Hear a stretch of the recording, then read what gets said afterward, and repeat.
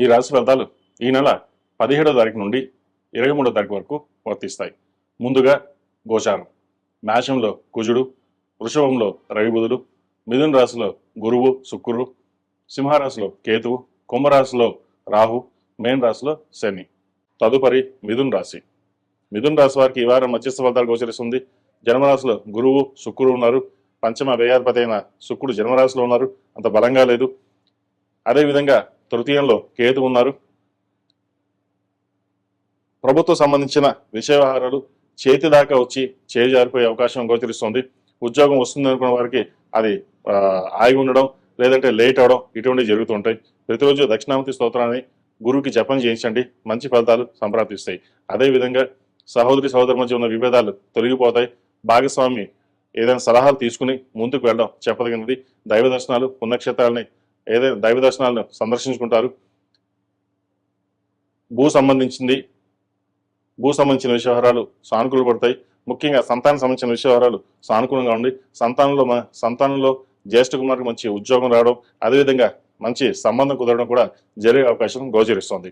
అదేవిధంగా దశమ స్థానంలో శని బలంగా ఉన్నారు. వీరికి వృత్తిపరంగా ఎన్ని చికాకులు ఉన్నాయో అవి అడ్డంకులు తొలగిపోయి బయటికి రావడానికి ఎంత ప్రయత్నాలు మీరు చేస్తారో అన్ని ప్రయత్నాలు చేయండి. రాదు అనుకున్నది ఎంత లేట్ అయినా సరే లాస్ట్ చివరి నిమిషంలో మీకు వచ్చే అవకాశాలు కూడా లేకపోలేదు. ఇందాక చెప్పినట్టుగా లేట్ అవుతుందని చెప్పాను, కానీ ఎంతవరకు మీరు ప్రయత్నం చేస్తారో అంతవరకు ప్రయత్నం చేయండి. ఖచ్చితంగా మీకు రావాల్సిన బెనిఫిట్ ఏదైతుందో అది ఈ వారం ఖచ్చితంగా వస్తుంది. అదేవిధంగా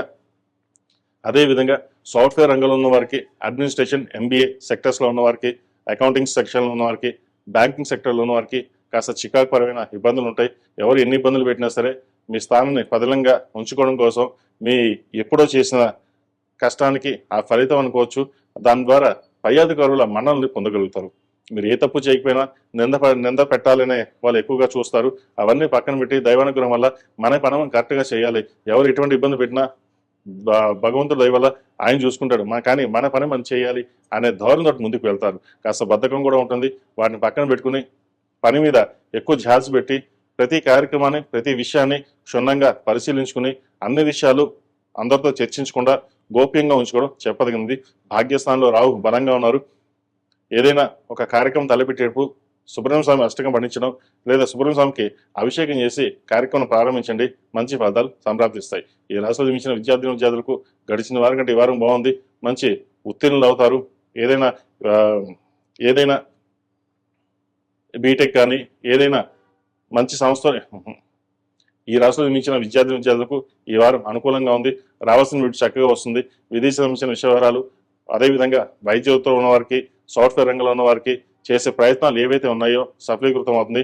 విదేశీయానికి సంబంధించిన ప్రయత్నాలు కొంతకాలం ఆగిన తర్వాత ప్రారంభించడం చెప్పదగినది. తద్వారా విదేశీ వెళ్లే అవకాశాలు పుష్కలంగా ఉన్నాయి. ఈ రాష్ట్రంలో నిర్మించిన స్త్రీలకు గడిచిన వారం కంటే ఈ వారం చాలా వరకు బాగుంది. కుటుంబ పరంగా చిన్న మనస్పర్ధలు వచ్చినప్పుడు కూడా వాటిని సక్రమంగా నిర్వర్తించగలుగుతారు. కష్టానికి తగిన ప్రతిఫలం ఈ వారం వీరికి తప్పకుండా కొంతవరకు లభిస్తుంది. అదేవిధంగా ఖర్చులు కూడా రావాల్సిన ధనం ఎంత ఉందో ఖర్చు అలాగే ఉంటుంది. ఖర్చులు అయినా సరే శుభకార్యాలకి ఖర్చు పెడతారు. ఒక గృహం కానీ, ఫ్లాట్ కానీ కొనుగోలు చేస్తారు. అదేవిధంగా వాహన యోగం ఉంది. ఎప్పటి నుంచో ఒక వాహనం కొనుక్కోవాలి, కారు అన్న కళ ఏదైతే ఉందో అది నెరవేరుతుంది. అప్పులను సాధ్యమంతో తీర్చేయాలి. అప్పులను సాధ్యమంతో తీర్చగలిగి మనకంటూ ఒక సేవింగ్స్ అకౌంట్ పెట్టుకోవాలి, ఒకరి మీద ఆధారపడకూడదు అనే భావంతో ముందుకు వెళ్తారు. మీరు చేసే ప్రయత్నాలు ఏవైతే ఉన్నాయో అవి వారం కొంతవరకు సఫలీకృతం అవుతాయి. ఈ రాశి వారు ప్రతిరోజు ప్రతినిత్యం అష్టములుగా దేవునితో దీపారాధన చేయడం, ఓం నమో నారాయణ ఒత్తులతోటి, ఓం నమ శివతో దీపారాధన చేయడం చెప్పదగిన సూచన. ఈ రాశిలో జన్మించిన వారికి కలిసి వచ్చే సంఖ్య 2, కలిసి వచ్చే రంగు తెలుపు. ఏదైనా పని మీద బయటికినప్పుడు శుక్రవారం కానీ శనివారం కానీ మంచి ఫలితాలు సంప్రాప్తిస్తాయి. తదుపరి కర్కాటక రాశి. కర్కాటక రాశి వారికి ఈ వారం చాలా అనుకూలంగా ఉంది. వ్యాపార అభివృద్ధి బాగుంటుంది. ఉద్యోగంలో స్థిరత్వం లభిస్తుంది. అదేవిధంగా ఎప్పటి నుంచో స్థిరాస్తం సంబంధించిన విషయవారాలు ఏవైతే ఉన్నాయో అవి కొలికి రావడం జరుగుతుంది. అయితే పెద్దల ఆరోగ్యం పట్ల చిన్న డిస్టర్బెన్స్ ఉండే అవకాశం గోచరిస్తుంది. వాటి విషయంలో జాగ్రత్త వహించాలి. భూ సంబంధించిన క్రయ విక్రయాల విషయంలో కూడా చిన్న డిస్టర్బెన్స్ ఉన్నప్పటికీ కూడా అవి సామరస్యంగా సమసిపోయే అవకాశం గోచరిస్తుంది. ఏదైనా మీరు తీసుకున్న నిర్ణయాలు ఏవైతే ఉన్నాయో అవి సఫలీకృతం అవుతుంది.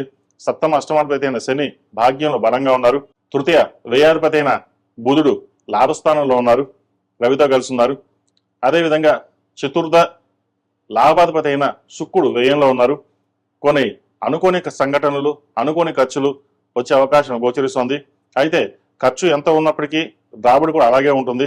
వచ్చిన అవకాశాలని, వచ్చిన ధనాన్ని వచ్చిన ధనాన్ని సక్రమంగా నిర్వర్తించాలి అనే ఆలోచన చేస్తారు. అయితే షష్టమ భాగ్యాధిపతి గురువు వ్యయంలో ఉన్నారు. చిన్న చిన్న ఆరోగ్య సమస్యలు ఎక్కువగా ఉండే అవకాశం గోచరిస్తుంది. మానసికమైన ఆరోగ్య సమస్యలు ఉంటాయి. పైకి బాగుంటారు కానీ మానసికంగా కృంగిపోవడం అనేది జరుగుతుంది. అదేవిధంగా భూ సంబంధించింది ఎప్పటి నుంచో స్థిరాస్తుల్ని అమ్మి అప్పు తీర్చాలి అది ఎప్పటి నుంచో సేల్ కాకుండా ఉన్న ఆస్తులు ఏవైతే ఉన్నాయో ఈ వారం సేల్ అయ్యే అవకాశం తప్పకుండా గ్రహాదులు గోచరిస్తోంది. అదేవిధంగా ఉద్యోగంలో మీ స్థానాన్ని బదిలీపరచుకోవడం కోసం చేసే కృషి ఏదైతుందో ఫలిస్తుంది. నూతన ఉద్యోగ ప్రయత్నాలు కలిసి వస్తాయి.